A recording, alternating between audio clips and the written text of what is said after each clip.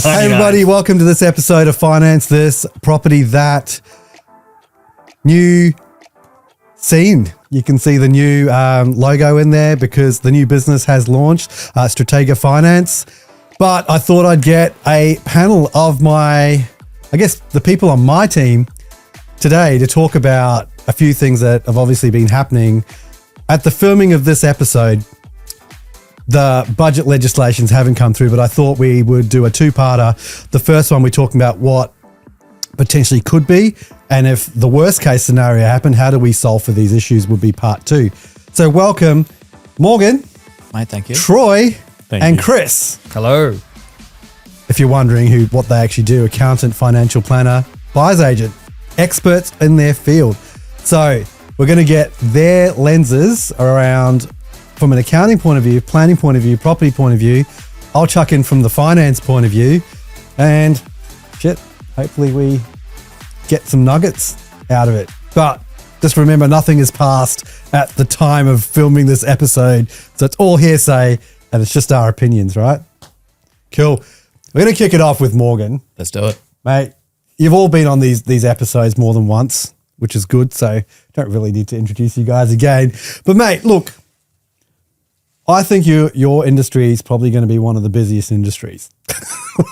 Mate, that's putting it politely. It's we've had a lot of activity the last probably 6 months in terms of budget. This isn't political commentary in the slightest, but everything's sort of been a little bit soft launched in headlines, and you'll get a client or prospective client that calls you up and says, oh, they're getting rid of negative gearing, or what are we going to do about capital gains tax? Because they've seen a headline, or they're limiting it to 2 properties, which was something at one stage in time. What should I do now? Nothing. And at the point in time now, I think it's the 11th of June. Don't do anything now. There's nothing to panic about just yet. It's still with a Senate committee at the moment. So that's due to come out, I think, 22nd of June. Even then, it's got to be legislated off the back of that through the Senate. So God knows what actually ends up being legislated off the back of the announcements as well. So there's some pretty massive changes. Yeah, and I guess what they propose versus what the actual outcomes are, and when they're actually imposed, that they could even be completely different. Yeah. But what we know now is there's changes to negative gearing. Yep. There's changes to CGT, and there's changes to trust distributions. But again, they all have different timelines. Yeah. And they all have different implications. So I guess from your seat as an accountant, right, what are you seeing if what are you seeing? I guess it's all about planning. Like literally this morning we were talking to a client looking at buying a property. What kind of structure do I buy this in? Trusts still have a place, not just purely from a tax effectiveness perspective, but an asset protection perspective. It's still from an asset protection perspective, hands down the best asset protection you're going to have from that perspective.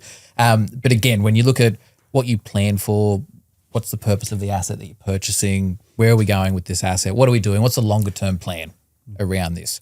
I think we'll start to see companies become a bit more, say for these trust legislation, even for CGT and negative gearing, I think you'll start to see companies become a bit more in vogue to hold assets through it. And they've sort of started to come a bit more through anyway for those longer term holds as well, because when you look at, if we just unpack the trust distribution piece for that, that's, as they legislate it, it's supposed to come in 1 July 28, which effectively what it introduces is a minimum 30% tax on how it distributes to beneficiaries. So it's non-refundable as well. So as opposed to companies, we can get a nice little refund of franking credits.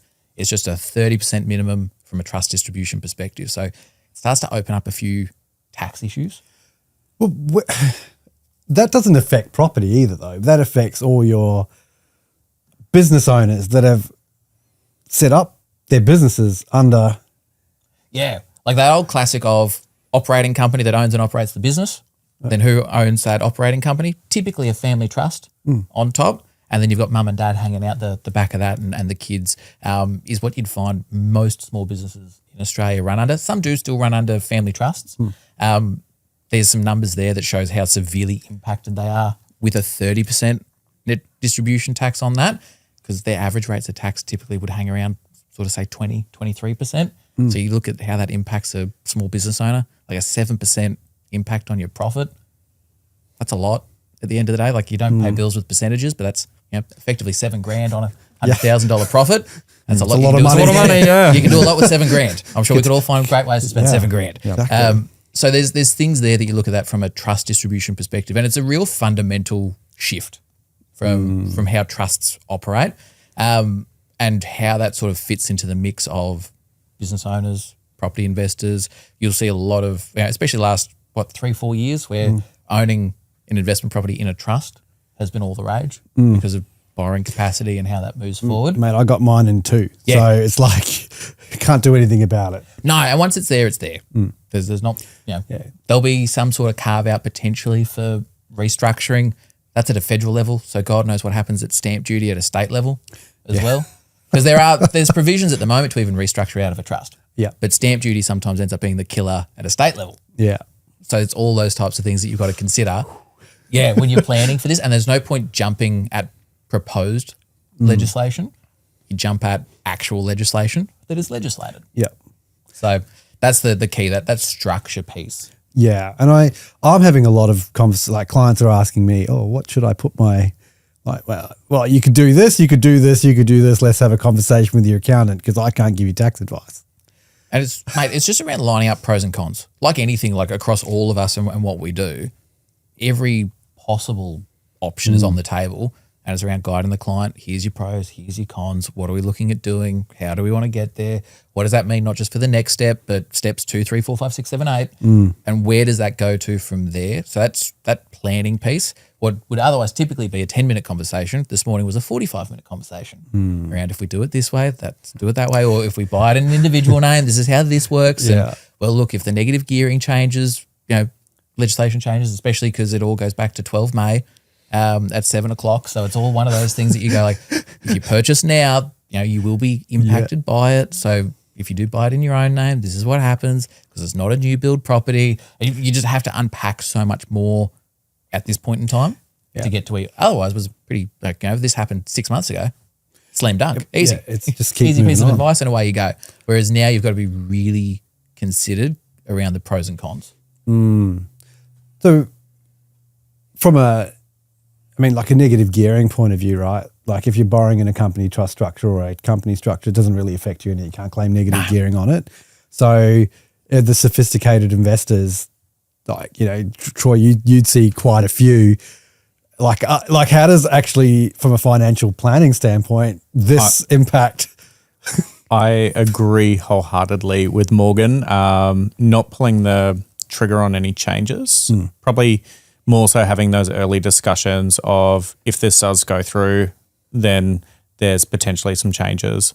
From our point of view, your mega rich aren't overly impacted. We're just looking to change how some assets are held.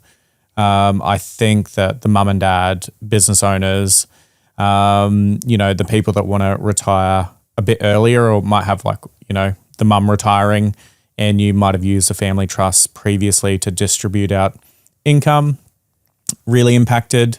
And also like kids with testamentary trusts. Yeah, I was going to say, that's like the death tax. Isn't that what they're calling it? Jim is really coming after children with low incomes in the sense that, say, if you wanted to distribute out $20,000 to a child, say dad's died, there's $20,000 worth of investment income, and you want to distribute that out to a child, basically tax-free. If it started before budget night, post-budget, you're now paying 30% tax, which is the unfair component. So I think, we're trying to target property investors with this budget, but you're putting a detriment to small business owners. Everyone. Yeah. Everyone with a trust, everyone, And all assets as well. So that's the thing that came across, like that started with property and then all of a sudden it was like, now it's all this and basically anything that earns. I also want to make a point as well is, we're talking about family trusts. One of the things that, we often do for small business owners is siphon money to a bucket company for asset protection. One of the really fun things that they're looking at doing is to not give you that tax credit from your company. So, overall, we still have to pay tax when we access the money. So, when people go, this is unfair that, they get to push money to a bucket company, you still have to pay tax when you get it out of that company. It's not sort of evading tax in that sense. It's just giving business owners a way to store their wealth in a tax effective manner. If something happened to their business, their money's in a pot that they can use for their retirement. They still have to pay tax when they get it out. But probably Morgan, what's your view on the double taxation? Well, that'll be it'll just change how structures are done. Like sort of that classic structure that we spoke about now is, look, potentially you'll see a holding company come into the mix as a step in between. Might have an investment company hang off the side of that, which you'll sort of you'll see popular buyers agents on YouTube and Instagram promoting those kinds of structures at the moment. Not Chris though. No, not Chris. No. Chris is like just not yet. Buy this house. But you'll sort of see those start to like a company, albeit not as a bucket company that in that traditional sense where it's a beneficiary of a trust. It'll be an investment company that hangs off a holding company to a certain degree. So there's different ways to tackle it now. But again, in that example where you're paying tax in the trust at 30% and your bucket company is also paying tax at 30%, you've got 60%. you've got a double tax there. And you go, well, I'm not a great accountant, but we're not doing that. That's not good. Losing 60% to the taxman is not a great idea. It's, yeah, that's the part I think there's a lot of people are quite furious about. It's like, well, hang on a sec. You've already taxed us once. Why are you taxing us again? You're paying tax on tax on tax. And especially as a business, you're also paying the other tax, like your GST, your payroll tax, or your other stuff that comes with owning a business. And now you can't run it the way you're playing within the rules. You basically rip the rule book up. And especially how this then impacts small business capital gains tax concessions as well. Because not political commentary, but this is the same government that said that they weren't going to touch negative gearing and capital gains tax, have also said that they're not going to touch small business capital gains tax concessions, which for a lot of people, and Troy, you'd see this as well, mate, is for a lot of small business owners, their retirement is their business. Yeah. I'll cash out of that. That is their super, essentially. Yeah, that's my super. I'll sell out of that. And there's a lot of concessions available to small business owners that go, well, mate, you've probably tipped in nothing into super over the last 20 years. So let's try and have that tax concessionally so that survives you for the rest of your life rather than whipping yourself on the age pension. Let's also note that the rates don't change. Yeah. A small business 5 years ago is still basically running under the same rules now, even though, the value of a small business has dramatically changed. But I agree, the CGT changes really impact people, say, mum and dad running a little mechanical shop. We, have a commercial property. We've got our business. We're now coming up to sell that business, and under the new rules, we get absolutely punished. Yeah, well, especially when we've all started our own businesses. We've started that from zero. So the cost base of that business is zero. So without those small business capital gains tax concessions, if you're eligible for them, well, you've got the indexation method, and if you index zero, it's still zero. So you look at that as a 30%. And this is the other thing as well with the 30% minimum for CGT as well, because it'll change strategies as to how mums and dads, the old classic, mum a teacher, dad might be a cop or something like that. They'll tend to buy one investment asset, negatively gear it over the years. They'll sell it at the end when they go to, retire, dump that gain into super.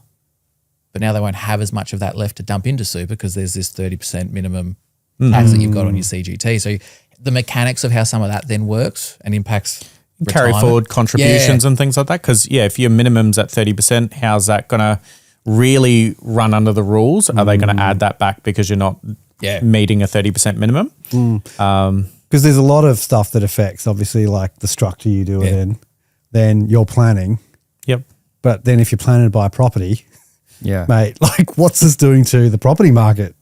And, Yeah. I guess there's lots of changes. There's lots of changes. And, what I think has been very interesting is it's not just budget stuff. The market was cooling before any of the budget stuff, the whole inflation, Iran war, what that's going to do, fears. And so it's compounded pretty hard. And I've I think a lot of buyers agents at the moment and people in the property space, that there's this need to keep everything so positive of like, nothing's changed. That's crap.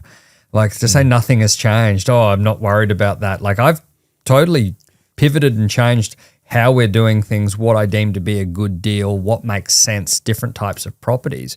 It has changed the game. If someone's telling you that if your interest rate's gone up by 0.75 and that hasn't affected you and it's not changing, you're full of shit. Well, exactly. Like the way I prove that point is I say, okay, imagine the opposite was to happen. Imagine if we didn't have a negative gearing, we didn't have capital gains tax discounts, and interest rates were high, and then all of a sudden, negative gearing got introduced, capital gains tax discounts got introduced, and then interest rates dropped by 1%. Do you think those same people would be sitting there going, oh, look, nothing to see here. Nothing's really changed. It's like, yeah, I don't think so. I think they're pitching it as like a fair go for all Australians, but I don't reckon it's they've 75,000 first home buyers will buy their new place in the next 10 years or something. Yeah. What's that? Not with interest rates being up high because they got no borrowing capacity.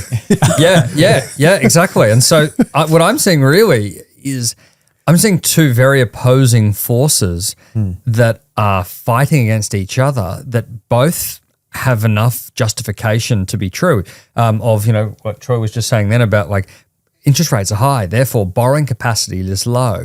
Add to that the reduction in investors in the market. Add to that just general sentiment shifts. But then on top of that, it's the supply thing hasn't changed. That's still a real issue.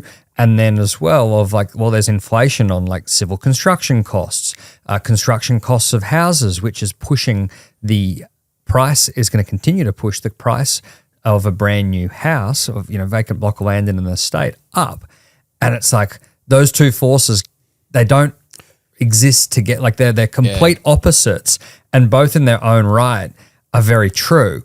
And it's like, it sort of just creates a frustration in the market. Like I've heard from a lot of real estate agents of, buyers are coming in and they're sort of sharpening their knives. The attitude has changed, like a real cockiness to it of like, we're going to come in and steal this thing and come in, think they're going to pay $1 million for a $1.1 million property. And then that gets refused and the agent doesn't engage with them. They're like, oh, okay, I'll go on to the next one. Same thing happens at the next property. And they're going, oh, all right. And then they go up a little bit, 1025. Oh, that also didn't work. Okay, I'll go up to 1050. Okay, and then there's some sort of conversation happening, and then the deal might get done at 106 or 1075, and everyone's taken a little bit of a hit, but the buyers don't seem to have as much control as they thought, just because of that supply factor there. Like if we weren't in a supply constraint, then the prices never would have got to the price they got to, but we'd be in a pretty heavy free fall, I would have thought. Do you think that the sort of lull on property is not necessarily around the price necessarily affecting it, but it sort of gives the buyer a right opportunity to inspect the property, find the right property, make sure it's a good asset. So you got more negotiating power in that sense, rather than having to jump onto a property because 5 other buyers are trying to buy it all at once. 100%. I actually am inspecting a property tomorrow prior to purchasing, which is weird. Like normally we would just get our foot on it the second that we knew it was available for a suitable price. And it's like, oh, okay. The whole process is slowing down. The whole process is slowing down, but that's also one. Like, when I look now at, well, what am I trying to buy? What are the properties I'm trying to buy? Is I'm focused on, well, what's been hit the hardest? So people going, oh, now is the time to be buying new houses because there's tax incentives for it. It's like, yeah, cool. But then like everybody has been sent there, and it's like, well, what property has been slammed? And to me, where I'm really, really interested at the moment is a few different factors. Is the top one is existing residential that have got long leases.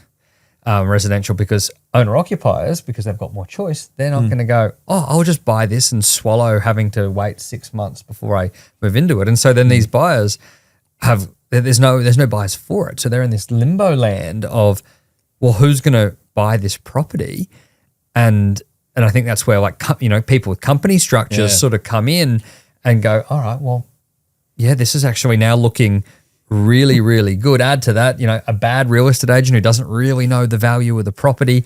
Add to that, they lied to the owner and said, oh, we'll get, $1.1 million for this $1 million house. Vendor said, great, I like that guy who's telling me I'm going to get this top dollar. 3 weeks into the campaign, they've got nothing. Every buyer's disappeared. They go, oh shit, who am I going to sell this to? I can't. You add a situation, like there's a couple we've got at the moment, all three of those are multiplying together in the price. And so it's things that like we're going for $1.2 million 3-4 months ago, and we're now like looking at buying it in the 9s. And that's an extreme example and not something that you can just go out and, oh great, every property's like that. No, but it's an example of if you can like compound these issues that are causing buyers to disappear, and you can go and have several of those on one single property. It's like, that's how you're going to steal it. And there's people that do need to sell though. Like you have people that are passing away. Yeah. You've got divorces, people that are upsizing. You have a natural market where, regardless of what's happening with investors, there's always going to be people buying and selling. And that's always going to be the case. 100%. Yep. And it's those ones that have to sell now that are the ones that have found themselves in trouble, where they have to sell, but then were really arrogant at the start of their campaigns and didn't engage, lied. Their agent lied about offers they had. Everyone disappeared. And then they go, we have to sell, and there's nobody looking at our property anymore because it's been on the market for a month. Yeah. Yeah. I can give you a bit of insight as to why this is actually happening from a finance point of view, because all the banks, so there's been heaps of policy changes that have come in, right? Even though the legislation hasn't come in, the banks have changed the policy going, oh, it's going to happen. But are you surprised by that? No, I'm not. Because I knew it was it gonna makes happen. sense. Of course they would. Like, I think I'd be surprised if they didn't. Well, there's some that haven't. Oh, okay. There are some that'll still let you. But I'm going to get back to that in a sec because it's really important. Why there's a whole why behind it. But lender policies changed, right? So if you talk about negative gearing, that's gone. Like half of them you can't even do it. Now, if you're passing servicing because we've ticked the negative gearing box, negative gearing is not a strategy. Like it's not a strategy to like go, I'm just going to negatively gear property the whole time. Like it doesn't, positive, negative, because you can't control the rates, right? Because that's there. But what these people do, like there's a lot of brokers out there that are just going, oh yeah, well it passes because you got negative gearing, and that's how they actually got the deal. Whereas flip it, the types of clients that we deal with is not all their property is inside of their personal name. It's actually split. There's a good level because we engage with the right people like Morgan, Troy, and yourselves to find the right property, get the right wealth creation advice, get the right structure. Because everyone thinks they need to buy in a trust in their first property. Yeah. I mean, like the amount of times I've gone, no, you don't. Go speak to Morgan. And Morgan's like, no, you don't. Do it here. And I'm like, oh, okay. Well, you just I told you that for free, right? It's just, but, people are getting into trust too early. And also, because you can't negatively gear a trust either. There's no negative gearing button that you can click for a trust. So the clients that I'm dealing with already that are buying in structures, well, this negative gearing doesn't mean shit to them. Because they already have their foundational assets that aren't impacted because they already bought those. So all their investments currently are not impacted. But what is impacted are the people that are now trying to buy, and they've lost about $200,000 worth of borrowing capacity because you can't click the negative gearing button. Yeah. Which, again, if you're ever making, like, as we all talk to clients about, like, is it a good investment decision? Do you have the cash flow to make it stack up? Then the third question is, are there any tax benefits to it? Yes or no? But if you're having that third question, the first question, you're doing it for all the wrong reasons. The cash flow, very well put. Yes. The cash flow side is really important because I think people, when they go, the net cost of this property is going to be, going to have to pay, I'm going to say like 10 grand in that. They don't understand that, if you work it backwards, that during the year you might actually be forking out 20 grand. Yeah. And it's only at tax time that you get that 10 grand back, which, you know, helps to top your cash back up. But there's some people out there that are probably in a world of hurt with some of their property strategies where they're mass accumulating, and they don't realize, you know, that you have to wait to tax time to get that tax relief. Not always. Like if they're employees, you can do your pay-as-you-go withholding variation, which we've done more of those now than we ever used to, because people are, and they need it. Yeah, they need They it. need the Like, cash flow. for most people, they kind of go, look, you know, if $3,000 comes back at tax time, look great.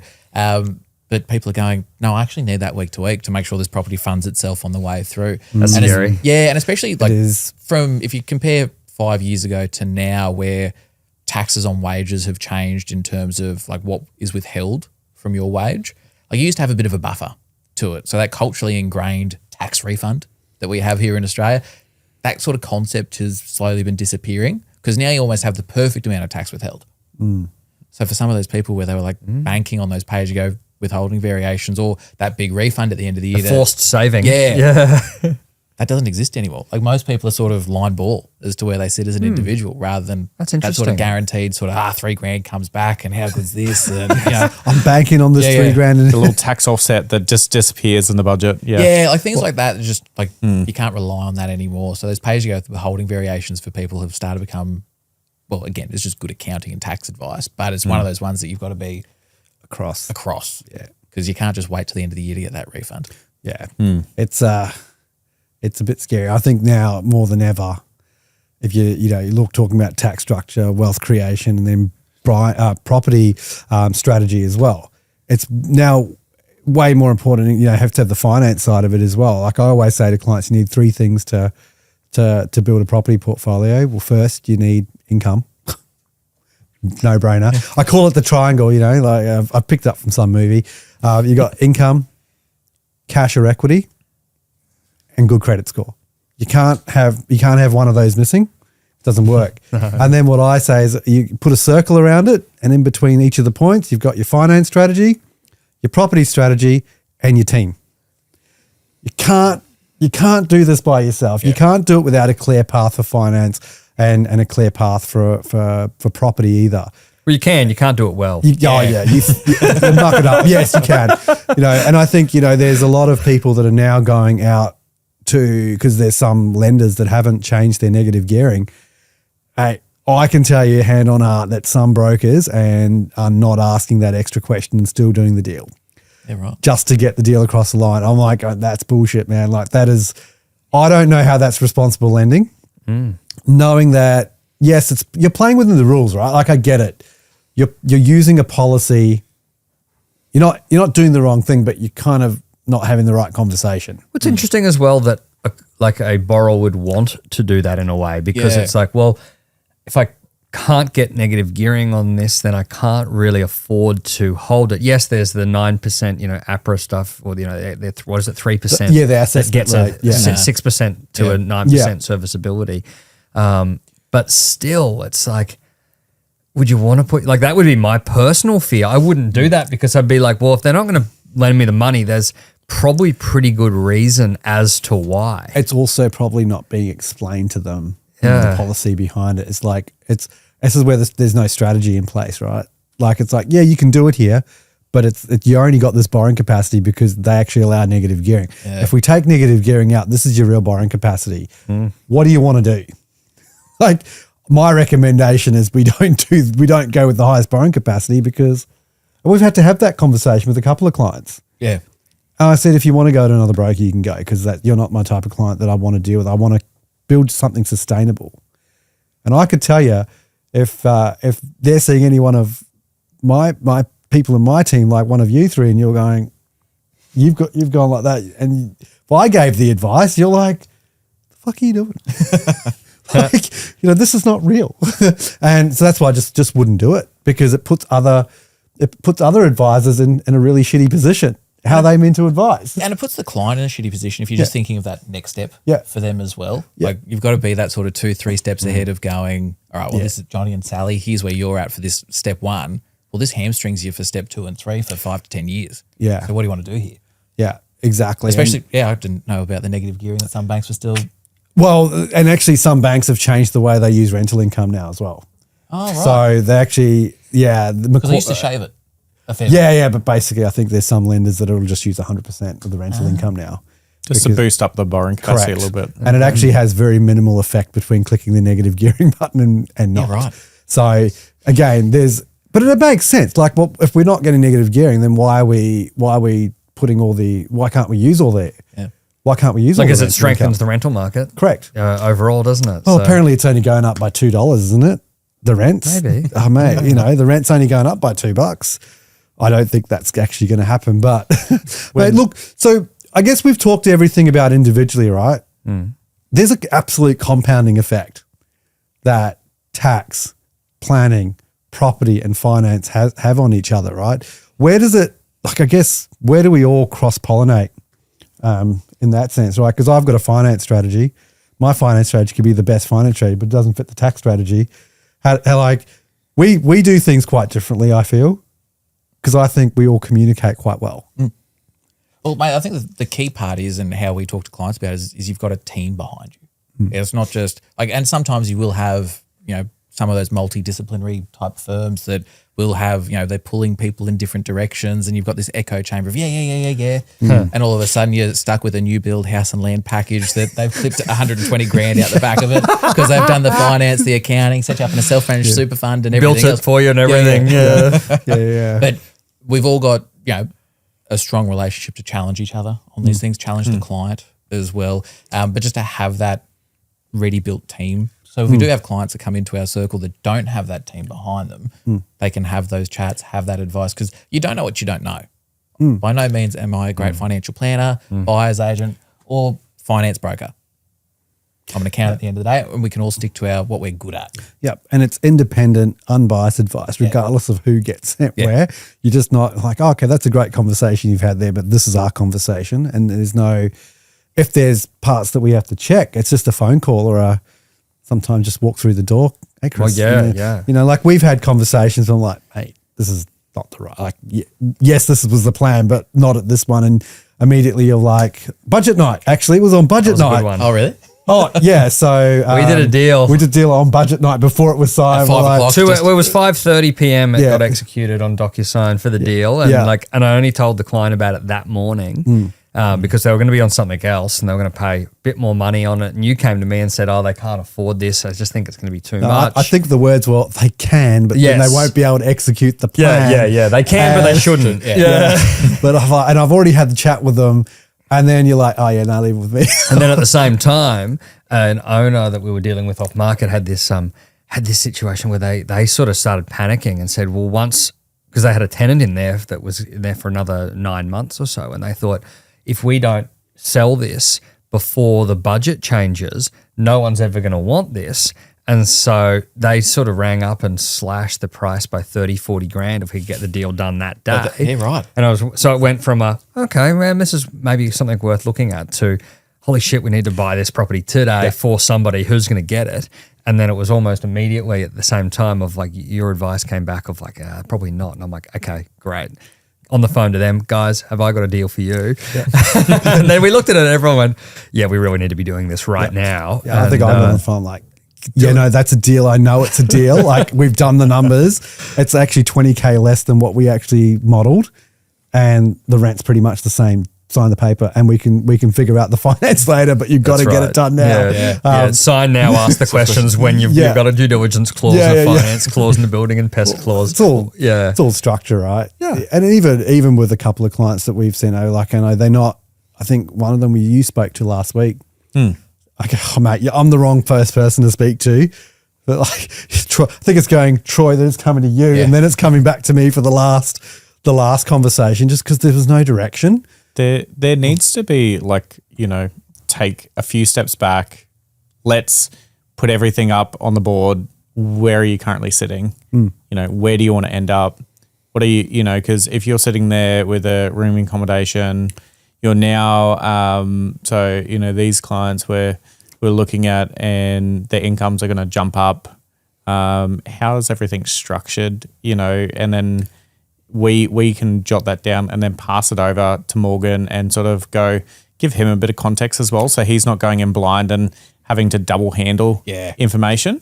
And I feel like that side of things, comes to light, and then also where they want to end up, because, there's no point in, doing all this planning and structuring, and then they go, well, we actually want to go live overseas, or we want to, we don't actually like property, or, you're like, oh, well, this is great. I don't know why they called Dion in the first place. Yeah. Let's buy some SpaceX shares. Gear me up to the eyeballs, mate. Yeah, exactly. But I think, that comes down from the conversation we all have, and it's, I think we all pretty much do this. I know I record all my conversations, because when I go, right, I need to, I'm going to do a introduction to Troy, introduction to Chris. Like, you have the information from the client. Like, it's not anything private. There's no privacy breach. It's like, hey, this is the conversation we've just had. This is the reason why I'm saying, hey, you probably need to speak. And this is the sequence of events that need to happen. Great, have a conversation. And then that gets passed on to the next person. But when we have a strategy, I think with James and Grace, it was like, for both of you, and you'll get it soon, because they've done that part. But it was, hey, Chris, this is the strategy. You come into step 3. Step 1 has to be a rooming house because of the sequencing. But hey, Morgan, you need to come in here because we need to sequence it this way. And this is what I'm thinking based on, property. This asset class needs to be here. These ones can be in personal name. And it just happened to be, it just literally happened to work out. And everyone executed their bit. And that's really all there is to it, right? Like, well, I think that's what makes simple things hard. Yeah. Is that it is that simple. But it's like, rather than having us all in separate corners, not talking to each other, we had a client with a running start that you just go, boom, and we moved. Everyone moved so quickly on that. And I don't think anyone actually individually did anything extraordinary. It's like, okay, did them a good deal. Everyone gets a pretty good deal. They got a good deal. But that was also because we knew the boundaries of what was happening and stuff like that. Everything was set up properly, and vice versa, further up the chain with you guys. Not saying anyone didn't do their job, but it was like, it was because of just the continuity of everybody doing their thing and the plan being stuck to, that it's like, all right, well, imagine that it worked out. Hey? And then by the time it gets to Troy, he's like, yeah, sure, okay, no worries, guys. He's got to get the easiest part. I think with that, having the right team is almost around, communication and a flow of information. So, if we're recommending that a client generally goes and buys a property to leverage their position, so we want to grow their wealth, then there needs to be a structured conversation. So someone like Morgan comes in, you've got your accounting piece sorted, structured, beautiful. We need to know how much they can borrow. Dion, you're in there, you can go, based on this, sweet, we can buy a property. And then you need a buyer's agent to come in and actually buy the property. So I think with the right boundaries. In those metrics. And I think, post budget, buying the right property, like buying a good asset. Very, very important. 100%. I think the need for that, because you've almost been able to fall into success to a certain degree when it comes to property investment in the last few years. But now there's a real need for, you're not just going to be able to fall into investment success behind it and having that good team. Yeah. And this is where the properties you buy make a lot more sense. Well, yeah, but also I've had to change what I'm doing and what is the definition of a good deal and the right deal based on the changes of the market, changes on taxation, all of that, where in them, because it has shifted significantly. And I guess, that's a big part of it, of being willing to say, oh, I'm a bit scared of everything going on. This isn't ideal. I probably would have preferred it, everything just stayed the same way, but it has changed and this is what we're going to do differently. And back yourself that this is the right thing to do. Yep. And give the right information, let people make informed decisions. And I think that's what the budget has actually now forced people to slow down and do. It's like, oh shit, we actually need to stop rushing things. We need to, as I say, go slow to go fast, and actually have the right people in your team. Because this has been a really good conversation, but there's going to be some gems coming in the next one, because we've talked about diagnose what the budget is, right? And how it actually will affect people. The next one we're going to talk about, if things go the way they're going, how do we solve for these problems? Sweet. So thanks for part 1, guys. Episode potentially 101. But yeah, we'll see you all on the next episode, and we will let you know where to find these guys next time. Cool. Thanks. All right. Thanks for having us.